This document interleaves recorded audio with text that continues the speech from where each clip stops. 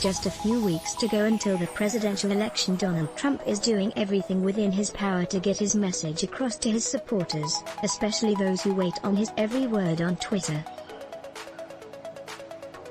Yet, as we've noticed in the past few months, Trump's Twitter output has been increasingly erratic as he strays more towards the meme troll and conspiracy theorist territory in an attempt to land any sort of blow on the Democrats.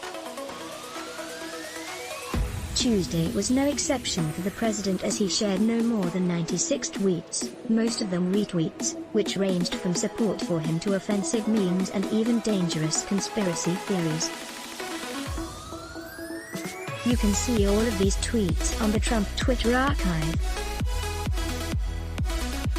4:59 a.m. Things started off nice and early for the president, who was on Twitter before 5 a.m. mocking Mitt Romney and claiming that Biden was getting dementia. 5 a.m., 6 a.m. Between 5 a.m. and 6 a.m., Trump posted 46 tweets. Once again, many of these were retweets, sometimes his own tweets, but he did share a few of his own thoughts, which consisted of deriding Biden.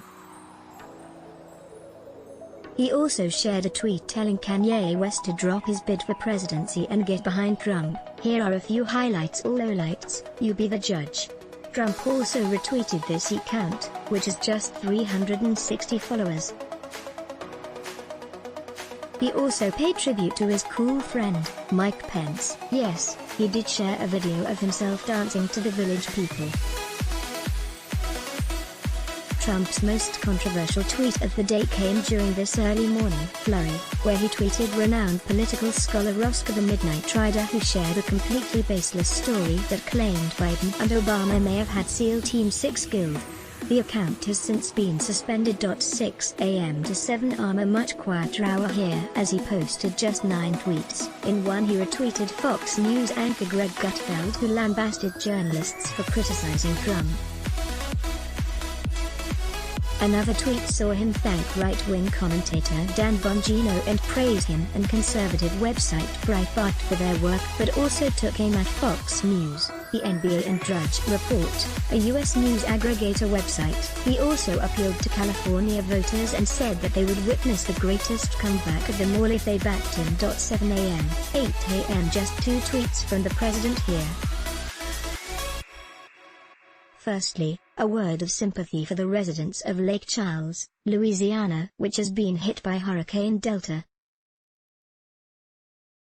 Trump's compassion was short-lived, and just 10 minutes later he was berating Dr. Fauci and falsely claimed that the World Health Organization is against lockdowns and said that Trump was right. This didn't happen. 8 a.m., 9 a.m. Just one solitary tweet from Trump in this hour, where he appears to quote something from the conservative OAN News Network about their radical left is trying hard to undermine their Christopher Columbus legacy, which Trump isn't a fan of. 10 a.m., 11 a.m. Trump had a full 1-hour break from Twitter before returning at just after 10 a.m. in the morning to rant about the stimulus. He then retweeted ABC News reporter Sierra Fox and a story about mail thieves, which Trump linked to the election being rigged. He then found another tweet that poured doubt on voter registration. 11 a.m., 12 p.m. Trump then posted a few tweets at around 11:30 a.m. hyping his upcoming rallies, firstly in Pennsylvania that took place later that day. Trump then also shared a link to Army for Trump, which sounds worrying but is actually not much more than a campaign volunteer. He also wished a happy 245th birthday to the United States Navy. 4 p.m. to 5 p.m. Barring a tweet about early voting in the states of Texas and Georgia, Trump didn't post anything after midday. He didn't return just before 5 p.m. to lash out at Democrat and former presidential candidate Cory Booker, who he called an empty suit for his comments to Supreme Court nominee Amy Coney Barrett. 5 p.m. to 6 p.m. Trump was gearing up for his rally in Pennsylvania at this point, but did post a strange tweet at 5:40 p.m. talking about totally negative China virus reports, but it's not entirely obvious who he was pointing the finger at here. 8 p.m. to 9 p.m. After his rally, Trump returned to Twitter and started by retweeting LA Times reporter Sarah Parvini, who had a story about Republicans being been told to stop marking private ballot collection containers as official. Trump claimed that Democrats had been doing this for years before adding "see you in court." Trump then posted 2 clips from his rally. The first sees him come out in support of the controversial fracking industry and claim that if Biden were to win he would abolish it.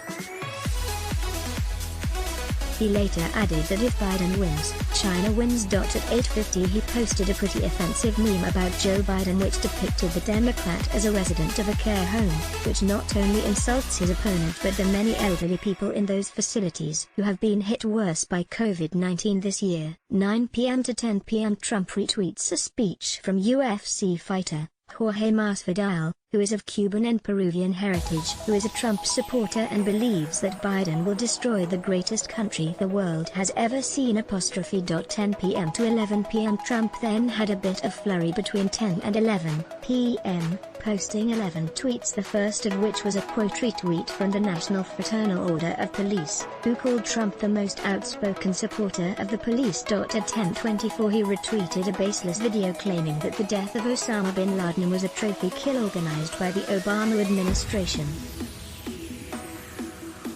After that he shared a tweet about a day of rage protest in Portland where statues of Roosevelt and Lincoln were reportedly toppled.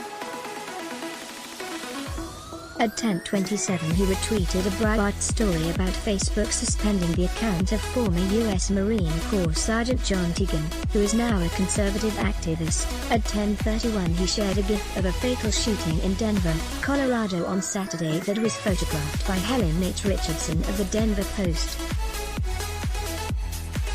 He then shared a thread claiming that the shooter was a member of Antifa. New York Times reports that the shooter, Matt Doloff, was a private security guard hired by a local news station for opposing rallies that were held in Denver on the weekend.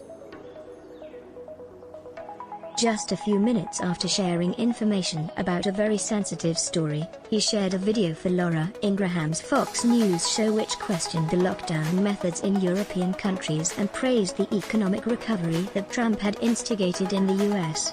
At 10:43, Trump shared 2 tweets claiming that the Second Amendment was under siege in the state of Virginia. 11:08 p.m. Trump closed out the day by saying a big thanks to the people who had turned out to see him in Pennsylvania.